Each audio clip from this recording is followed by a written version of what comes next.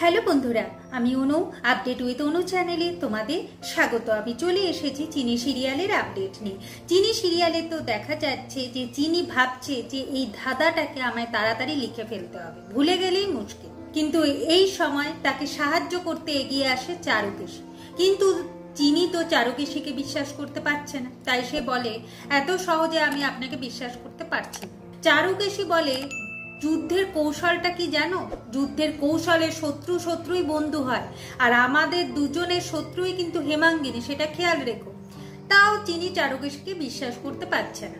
চারুকেশী বলে আজকে যে তুমি গানের খাতাটা পেয়েছো চিনি, সেটা কিন্তু আমার জন্য পেয়েছো। আমি যদি না বলতাম তুমি কি সেটা পেতে না। তাহলে তুমি আমায় বিশ্বাস করে দেখতে পারো। এরপর চিনি বুঝতে পারে, তারপর সে চারুকেশীকে বিশ্বাস করে খাতাটা তুলে দেয় আর বলে আমি যে ধাঁধাটা বলছি সেটা আপনি লিখুন। এরপর তো চারুকেশী লিখে ফেলে, কিন্তু চারুকেশীর মাথায় ঢোকে না যে এই ওয়ার্ডগুলো দিয়ে কি হবে। আর কি কিচ্ছু লেখা ছিল না?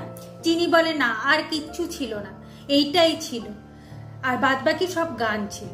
কিন্তু এইটা একটা ধাঁধা, এই ধাঁধার মানেটাই যদি আমরা বুঝতে পারি তাহলে বুঝে যাব যে উনি কি বলতে চেয়েছেন।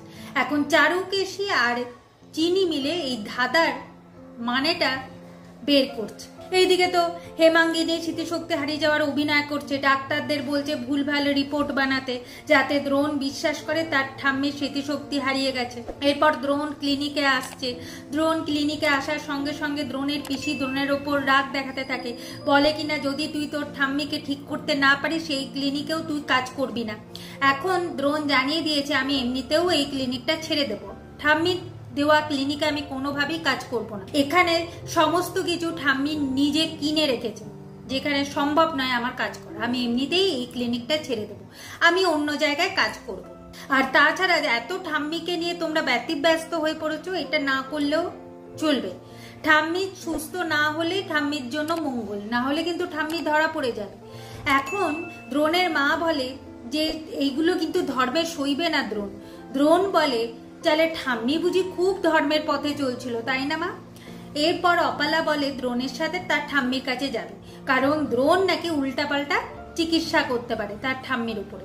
দ্রোণ অপালাকে জানিয়ে দেয় আমি ডাক্তার, তাই আমি যাব, আপনাকে না গেলেও চলবে। আর তাছাড়া আপনি আউটসাইডার, ঠাম্মি আপনাকে আশ্রয় দিয়েছিল তাই আপনি আমাদের বাড়িতে আশ্রিতা হয়ে আছেন। ঠাম্মি যখন আপনাকে চিনতেই পারছেন না তখন আপনি এই বাড়িতে আছেন কেন? আজকে আপনি বেরিয়ে যাবেন, আপনি আপনার নিজের বাড়ি চলে যাবেন। এই বলে দ্রোণ ঠাম্মির রুমে গেছে।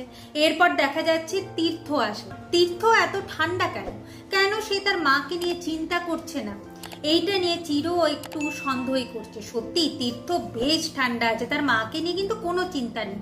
বলে কিনা চিনি আর দ্রোণের মধ্যে ডিস্টেন্স ক্রিয়েট করতে হবে আর অপালাকে এই বাড়িতেই থেকে যেতে হবে, যেটা চিরকে বেশ ভালোই ভাবায়। আগামী পর্বে দেখা যাচ্ছে যে এখন চারুকেশী বলে হেমাঙ্গিনী তো বাড়িতে নেই, বাড়িতে ধরতে গেলে কেউই নেই।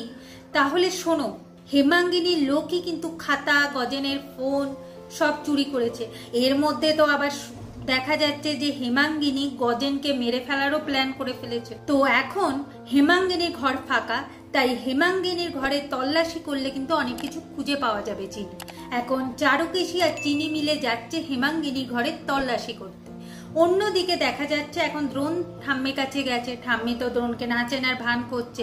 এখন দ্রোণ চালাকি করে বলে আচ্ছা আপনি তাহলে রেল লাইনের ধারে বস্তিতে থাকতেন তাই তো? এখন হেমাঙ্গিনীর মাথায় হাত। হেমাঙ্গিনী ভাবছে তাই বলে কি আমায় দ্রোণ ওই রেল লাইনের বস্তিতে নিয়ে যাবে নাকি? এই তো মহাজালায় পড়লাম, এই যে কোন খেলায় দ্রোণ নেমেছে আমি তো বুঝতে পারছি না। এইভাবেই আজকের পর্বটা শেষ হয়ে যাচ্ছে, আর আশা করি আজকের পর্বটা তোমাদের ভালো লাগবে। ভিডিওটা ভালো লাগলে লাইক শেয়ার ও সাবস্ক্রাইব করতে ভুলবে না। ভিডিওটা দেখবার জন্য আর আপডেট উইথ অনু চ্যানেলের পাশে থাকবার জন্য অসংখ্য ধন্যবাদ।